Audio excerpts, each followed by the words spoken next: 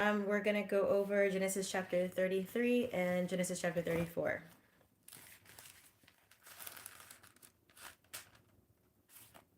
All right, Genesis chapter 33.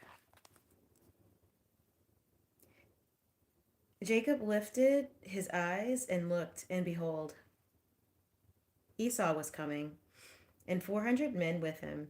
So he divided the children among Leah and Rachel.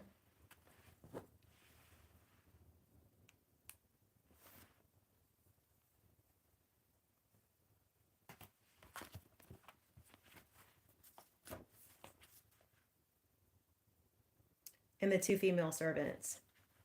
He put the servants with their children in front, then Leah and her children, and Rachel and Joseph last of all.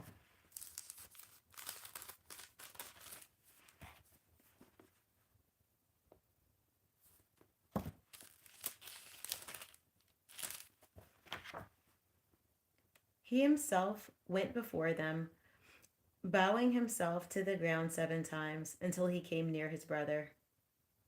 But Esau ran to meet him and embraced him and fell on his neck and kissed him, and they wept. And when Esau lifted up his eyes and saw the women and children, he said, "Who are these with you?" Jacob said, "And the children, whom God has graciously given your servant." Then the servants drew near, they and their children, and bowed down. Leah likewise, and her children, drew near and bowed down. And last Joseph and Rachel drew near, and they bowed down. Esau said, "What do you mean by all this company that I met?" Jacob answered, "To find favor in the sight of my Lord." But Esau said, "I have enough. My brother, keep what you have for yourself." Jacob said, "No, please. If I have found favor in your sight, then accept my present from my hand. For I have seen your face, which is like seeing the face of God, and you have accepted me. Please accept my blessing that is brought to you, because God has dealt graciously with me, and because I have enough." Thus he urged him, and he took it. Then Esau said, "Let us journey on our way, and I will go ahead of you." But Jacob said to him, "My Lord knows that the children are frail, and that the nursing flocks and herds are a care to me. If they are driven hard for one day, all the flocks will die. Let my Lord pass on ahead of his servant, and I will lead on slowly at the pace of the livestock that are ahead of me, and at the pace of the children until I come to my Lord in Seir." Welcome everybody. We're in Genesis chapter 33 and 34. Go ahead and subscribe. Go ahead and like, and go ahead and share. We're doing Genesis chapter 34 and Genesis chapter 33. Right now we're in Genesis chapter 33. So Esau said, "Let me leave you with some of the people who are with me." But he said, "What need is there? Let me find favor in the sight of my Lord." So Esau returned that day on his way to Seir. But Jacob journeyed to Succoth and built himself a house and made booths for his livestock. Therefore, the name of the place is called Succoth.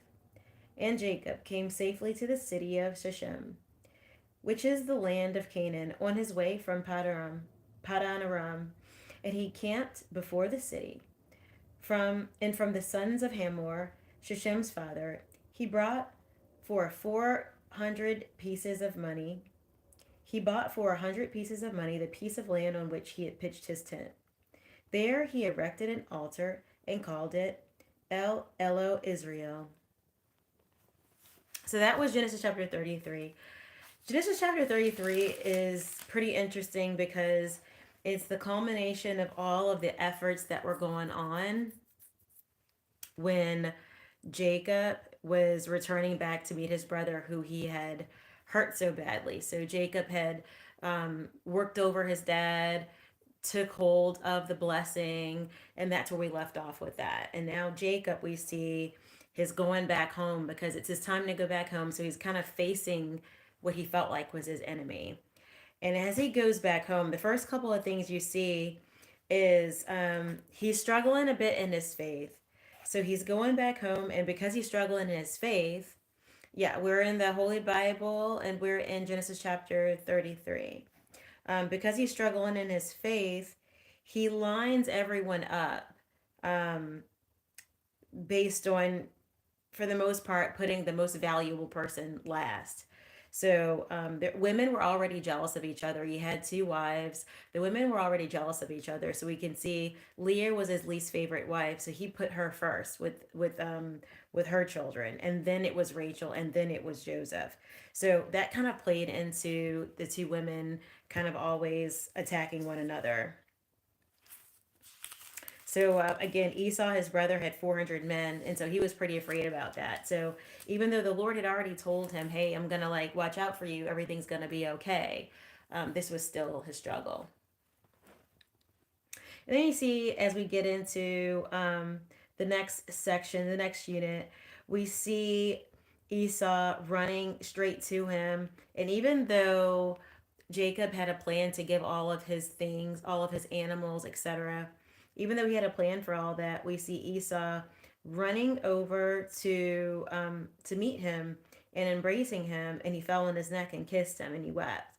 So we're seeing that Esau immediately had a reaction of forgiveness. There was no hesitation at all. Esau was immediately in a place of forgiveness.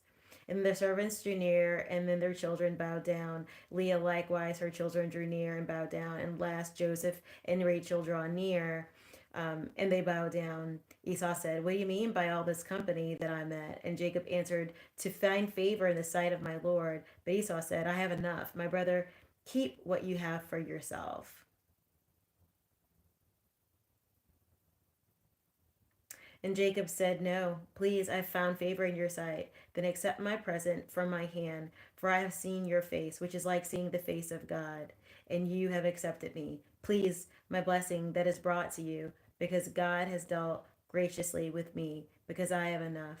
Thus he urged him, and he took it. So this is there's kind of like bickering back and forth with Jacob offering all the gifts, which was like a lot of animals, etc., and Esau saying, "I really don't need it," because the Lord had blessed Esau and given him plenty of things. And now we've got Jacob, who was still trying to offer those things. So initially he was offering those things for the reason of he really wanted to offer them in order to get the favor from Esau.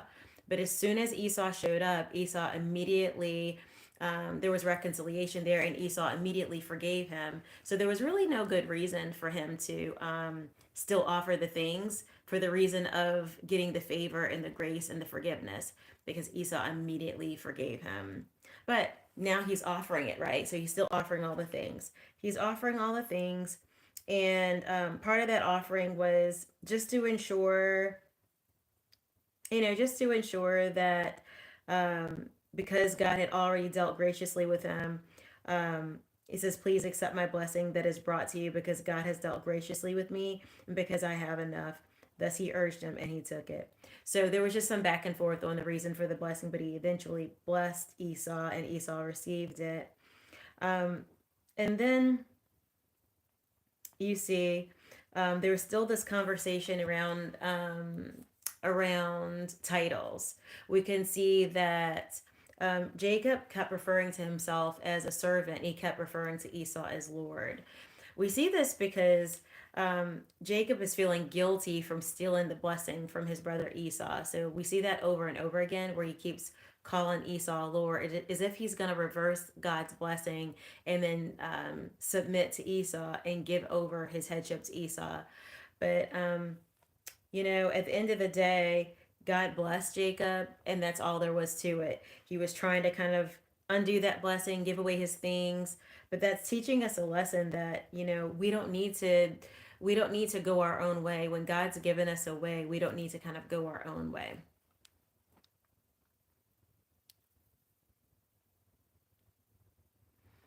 So Smitty's saying, "For God has chosen your path. Your beliefs determine your time spent wise, in which God was there for your time." Nice.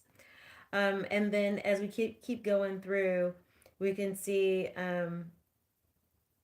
We can see Jacob came safely to the city of Shechem, which is in the land of Canaan. So finally, Jacob makes it all the way back to Canaan, which is where he was trying to go. Um, and he settles there. And then it says he erected an altar, called it El Elohi Israel. So there's a lot of like nostalgia kind of here, thinking about every time he sets up an altar. He sets up an altar to the Lord every time he gets to a new place and he kind of feels the presence of God. And certainly he was afraid when he started that journey toward Esau and toward Canaan. And God kept him through that journey and kept him safe. So that was interesting. And we see him talking about the face of God here. What's cool about that is when he was fighting and wrestling with God in the last chapter, he was saying things like he saw the face of God. And then God had given him the name Israel, renamed him Israel. And so as he's looking at his brother here, he's seeing again that, wow, I saw my brother and it's like I'm seeing the face of God. I'm seeing, you know, it says like I'm seeing the face of God again and you've accepted me. So he's looking so kindly at the reconciliation, and he knows that reconciliation came from God because only God could have changed the heart of his brother and softened the heart of his brother. So when we're looking at Genesis chapter 33, we see a couple of different things here. We see the tension with faith, where our faith can go up and down, but God is faithful. We can see that even despite our lack of faith, God can still move. Actually, He can move and show favor, um, and get us to the finish line of whatever struggle that we're having. And then it even shows us that when we are losing faith, there's an opportunity for us to try to do things on our own that we don't need to do. In this case, with Jacob, he's trying on his own to like hand off gifts in order to get grace. And similarly, we might think we have to do works in order to have God's grace, but we don't have to do that. We don't have to have works in order to get God's grace.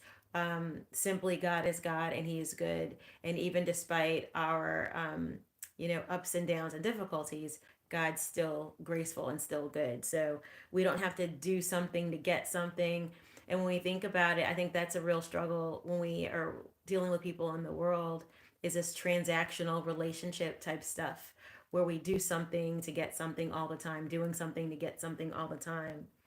And so, that's something that we should take from it, is that even though man falls into bad habits where man becomes transactional, God is not that way. God is not a transactional God that's like, only if you do this will I do X, Y, and Z.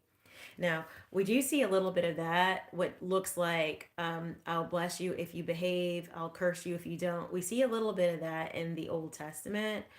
But part of what God was doing in the Old Testament is we're seeing the work of the law, and we're seeing God trying to kind of show his children right from wrong, that these are behaviors that are acceptable and these are behaviors that are not acceptable, because the people had gone so far wild that they didn't even know what was good and what was bad.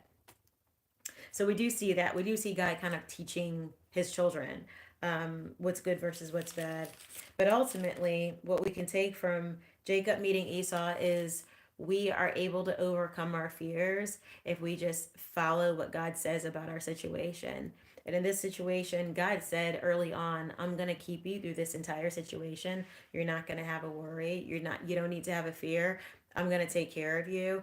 And God had already said that when Jacob was on the run, when he was leaving the land of Canaan. And now that he's on the way back, God had told him, hey, when you come back, I'm going to take care of you. It's going to be okay. And so this is a time where he's able to say, you know what? It didn't look like it for a long time. I was out here. I struggled with my father-in-law, Laban. I felt like, in terms of like my work didn't go well. And I often felt slighted and cheated. But God is good and he's good all the time. So despite all of that, God made a way for him to get out of the house of Laban and brought back all the way to Canaan. So I'm going to take a pause here because I can see my screen is freezing up and doing weird stuff. And I'm going to log back in and we'll do Genesis chapter 34. See you guys in a minute. Bye bye.